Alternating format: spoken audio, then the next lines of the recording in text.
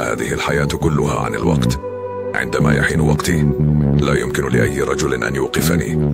شيء أحبه في نفسي هو أنني أشجع نفسي، أحمس نفسي، أؤمن بنفسي، وأعلم أن الله لن يخذلني، لأنني مررت بلحظات شعرت فيها أن العالم نسيني، حيث لم يكن لدي سوى صوتي الخاص يهمس: استمر.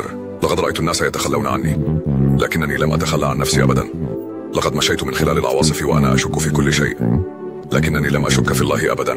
أعلم أن وقتي لم يتأخر، إنه فقط في طور الإعداد. لست في سباق، أنا في مساري الخاص، على طريقي الخاص. لذا دعهم يتحدثون، دعهم يشككون.